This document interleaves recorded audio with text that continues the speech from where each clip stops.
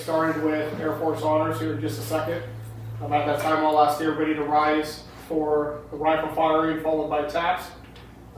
With that, the rifles can be loud, so just be prepared for that. If anybody has a cell phone, we ask you to please silence those or turn those off. But of course, you're welcome to record and take photos. I think you have the photos covered today. If you need anything, and I'll be just over here, okay? Thank you. We'll go ahead and get started. And we shut second too. We'll leave it open for honors, and once Okay. it's done, I'll close it for you, okay? Draft. Absolutely.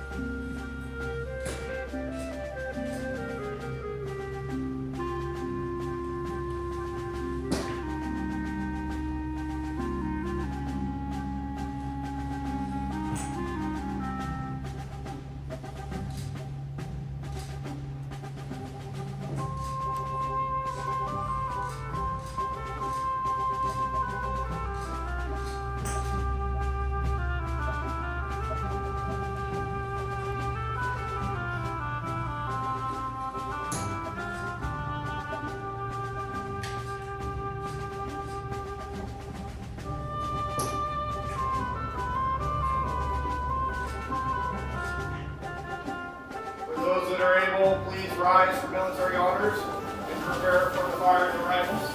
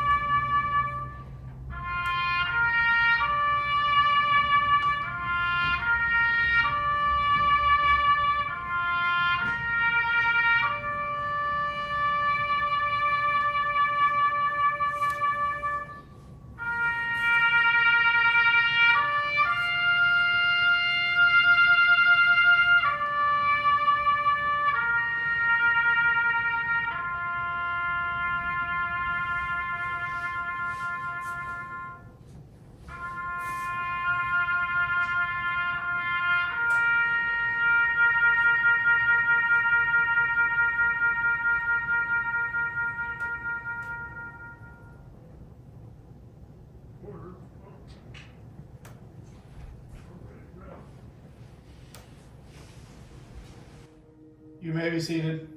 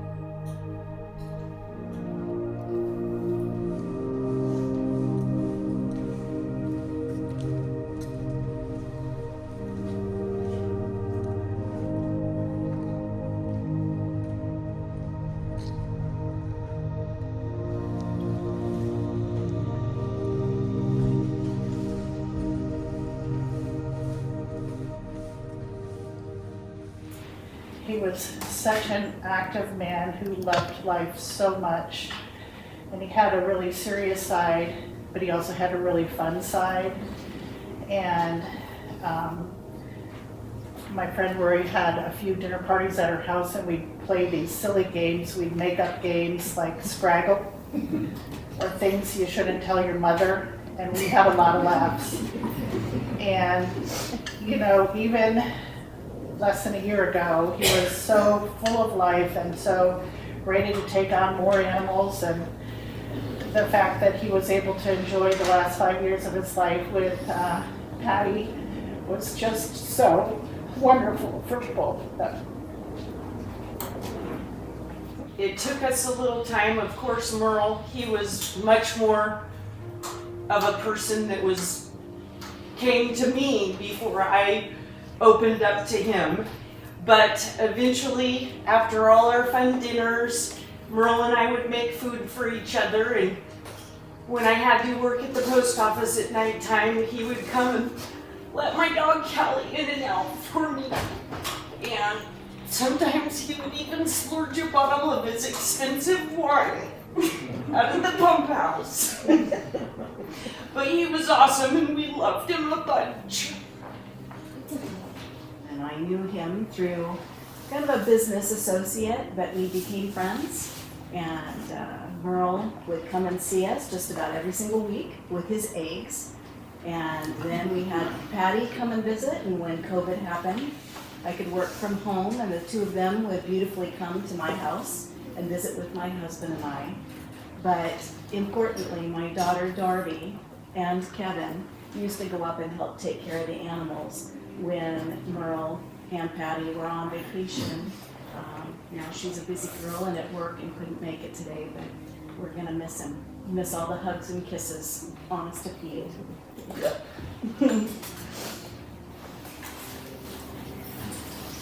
his friend and his brother-in-law.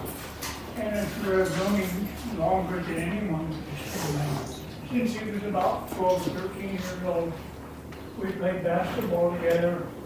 We ran around together. He went into the Air Force, I joined the Army. And we went different ways, but when I was in the hospital in Japan after getting blown up in Vietnam, he came to visit me. But I thought of a lot of things, and I appreciate Patty right now for one thing. When I was a young sergeant, I had to do the flag. And they trained us really well at Fort Lewis. We got it all folded. I was the ranking person except the lieutenant in charge. So I walked over to hand it to the wife, and she refused. They didn't train us for that. I'm standing there. What the hell do I do with this? And the lieutenant came over and took it away from me and went somewhere with it, but I just thought of sitting there. What do these people do? They don't ever train anybody for that because you never expect it. But Mitch kept vibrancy in his life all his life. And he kept doing new things and trying to stay young. And I appreciate that very much.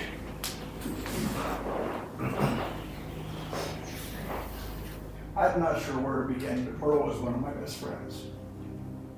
I've been up in Oregon for 25 years, and I remember meeting Merle at racquetball. I don't know how many of you know that he's really into racquetball. We met at a couple of national tournaments that I played, this is 30 years ago. And I remember that, and just recently, by the way, Merle played, it wasn't 5 years ago, and he went to another tournament or so, and we play an age group. I mean, we're an age group, obviously, we're not national players, but it's in five-year increments. Some of you may not know that. Well, he has gotten gold medals and silver medals, and he just loved the activity and everything that racquetball gave him. He was really dedicated to it, and we were, for years now, he's been coming on Tuesdays and Thursdays to the club that I belong to. And he just was liked by everybody. I mean, yes, he was the oldest guy. Yeah, I was the next oldest guy. But as we got older and older, we still were playing. People liked, he liked playing with just anybody, and everybody liked Merle. I just want to let you know that I feel, and he told me this many times, in the last 10, 20 years, he would say, he told me, he says, Glenn, he says, one of the biggest reasons I moved out to Oregon was you. He said that many times to me, because I just told him about this area that I loved. I went from California, I was a transplant here, and I wish I had moved up here 50 years ago, but I didn't. But I told him how nice it was, and he came out this direction. And it always touched me that he told me that he came out here because I moved here and I told him how nice it was, and he's loved it ever since when he got here. Just being a good friend, I just wanted, if anybody didn't know, he played a lot of racquetball. And he loved the sport. I love the sport. And we're doing it for so many, many years. And I just wanted to share that in case somebody didn't know that was a big part of his life. So, I'm Desmond. This is Bowie. The reason I point out Bowie is because I go to the gym a lot, and Merle was always there with his racquetball, so Grady would be there when we were there, and he loved Bowie and would cut him and give him attention and everything, and then, we went to him to see her and, and get eggs and everything, but he was always just an amazing, great guy with a really big heart and really caring, and we would have lots of chats because he would tell me about his life experiences, and we would all share all this kind of things together to be able to understand and show affection and care. So he just was somebody with an amazing soul. And myself, I didn't have family as a child, so I always told him that he kind of gave me that fix of a brother or even a father, because my family were active people too. So having someone going at it all the time, and then him afterwards, he'd sit after work, being at the gym with you guys, remember, he'd sit in that for a little while, and I'd go sit and we'd chit chat, and he'd just share, and he's just a really good soul person. So yeah, he's much missed, and he's much cared for. Never spent a day without him. And it's the hardest thing in the world now to try. I can't go into the club. I went in to take pictures to Glenn because he was going to put him up like a memorial for him. I cried the whole way in, and I cried the whole way back because he wasn't sitting there. It was taking forever to get used to the fact that everything is empty on that side. People don't understand when you get that close to somebody. We're in the hospital and he's in bed, and I'm laying on a stupid cot that they have, and he would reach out and hold my hand. And if he would drop it, he would wake up and look for it, and he'd get my hand. And the nurses thought that was so cool. They don't understand that that was normal for us. And it's not the same, and it won't be the same. But I will do the best that I can for what he wanted me to do. And that's all I can say. I miss you, baby, so bad. Sorry.